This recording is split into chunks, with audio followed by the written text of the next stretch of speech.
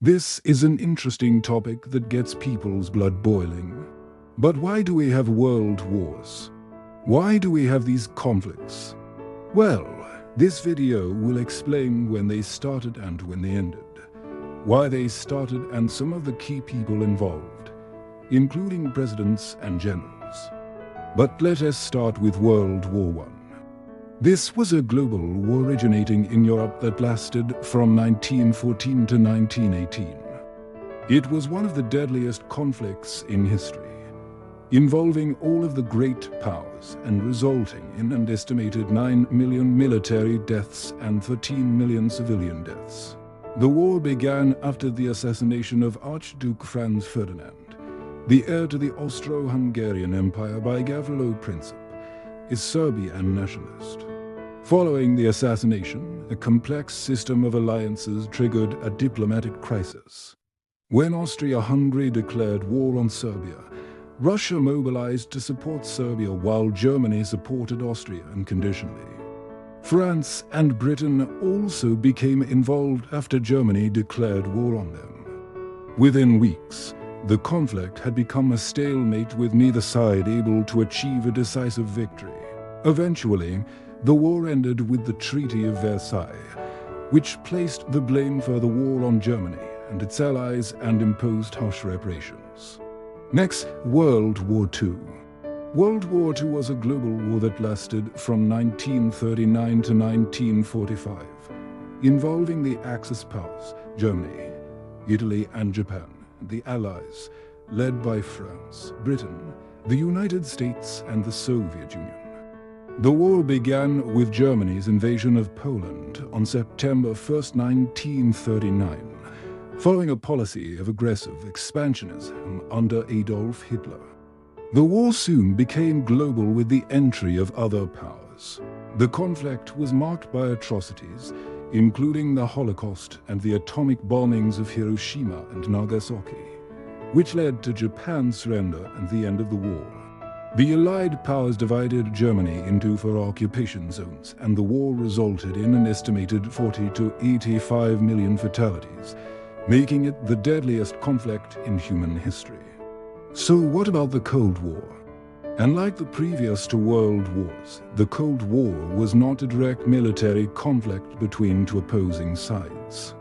Rather, it was a period of geopolitical tension between the United States and its allies, and the Soviet Union and its allies that lasted from the end of World War II until the dissolution of the Soviet Union in 1991.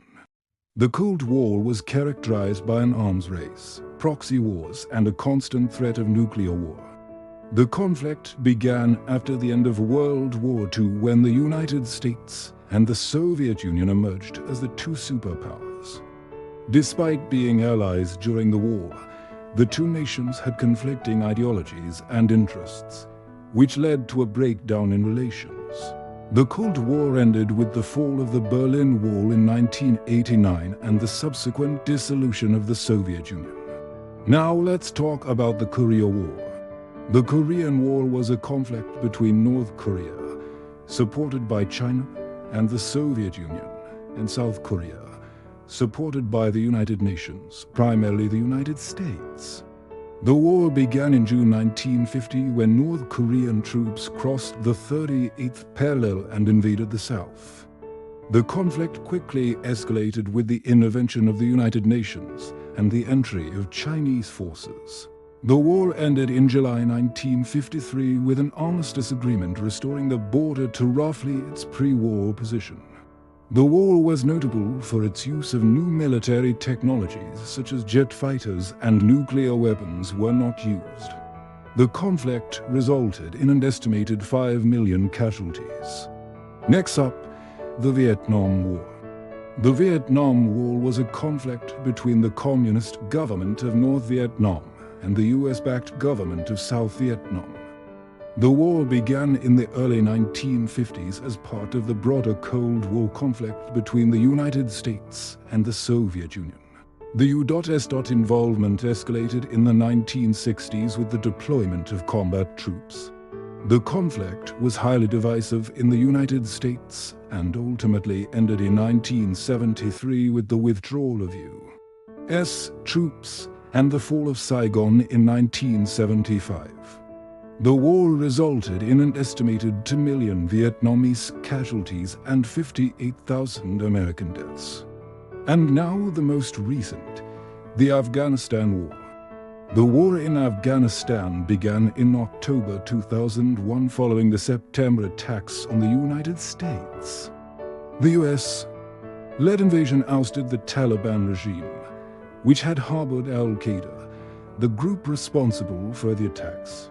The war was part of the broader global war on terror.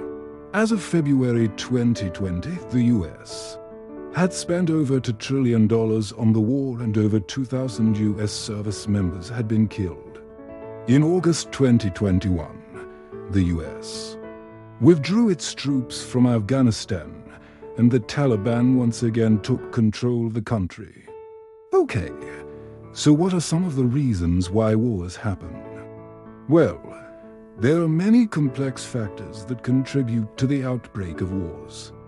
Some of the most common causes include territorial disputes, ideological conflicts, economic interests, national security, and ethnic or religious tensions. Sometimes wars are also just plain stupid. Take, for example, the 30 Years' War, which was a conflict in Europe that lasted from 1618 to 1648. One of the contributing factors to the outbreak of this war was a relatively obscure legal technicality. The issue was whether an elector, that's someone who elects a monarch, could pass the right to elect a new monarch to his son before he died. And this really matters because if you can pass it to your son before you die, then you don't have to worry about some other guy swooping in and taking the throne. The conflict eventually became a wider European war involving most of the great powers of the time and resulted in the deaths of an estimated 4 to 6 million people. So yeah, sometimes wars are started over stupid things. Another reason wars are started is for economic gain. For example, the 7 Years' War, which was fought between 1756 and 1763 and involved most of the great powers of the time. One of the main causes of the war was the rivalry between Britain and France for colonial power and economic dominance. Another example is the Spanish-American War, which was fought in 1898 and resulted in the loss of Spain's remaining colonies in the Pacific and Latin America. The war was caused by a combination of factors, including the desire for economic gain and political influence. Another factor that can lead to war is a failure in diplomacy. Effective diplomacy and communication are essential for resolving conflicts and preventing wars. However, breakdowns in communication and negotiations can escalate tensions and lead to military conflict. A good example of this is the Cuban Missile Crisis. This was a 13-day confrontation in October 1960 between the United States and the Soviet Union over the installation of nuclear-armed Soviet missiles on Cuba, just 90 miles from the U.S. mainland. The crisis was the closest the world ever came to a nuclear war and resulted in a major escalation in the Cold War. Wars can also be influenced by technological advancements. New technologies can give nations new capabilities and opportunities to pursue their goals, but they can also raise tensions and lead to an arms race. For example, the development of nuclear weapons led to the Cold War arms race between the United States and the Soviet Union. Sometimes national security concerns can drive countries to go to war.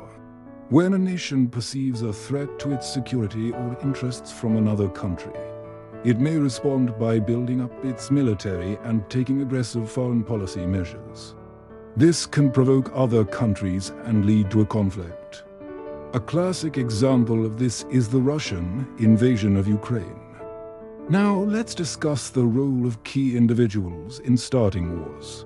While wars are complex events with multiple causes, certain individuals can play a critical role in driving their countries towards conflict.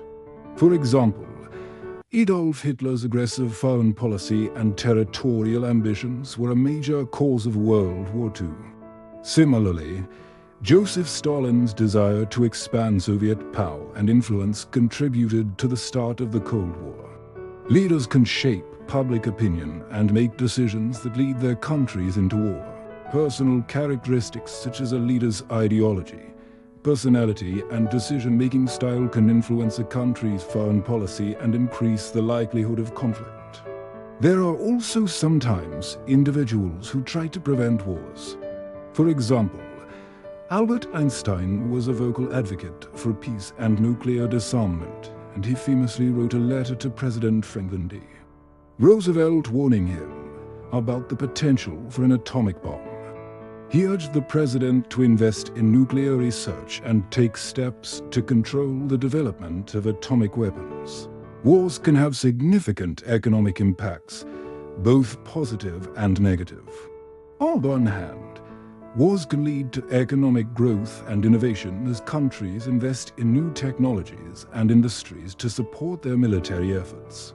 For example, World War II spurred the development of new technologies such as radar and jet engines. Additionally, the war effort can create jobs and stimulate economic activity. On the other hand, wars can also cause significant economic damage. The cost of military spending can be a burden on taxpayers, and the destruction caused by war can devastate economies. For example, the Korean War contributed to the end of the post-war economic boom in the United States, and the Vietnam War had a significant impact on the U.S. economy. Well, there you have it, a brief overview of some of the world's most significant wars and conflicts. If you enjoyed this video, please leave a like and watch another one. Thanks for tuning in.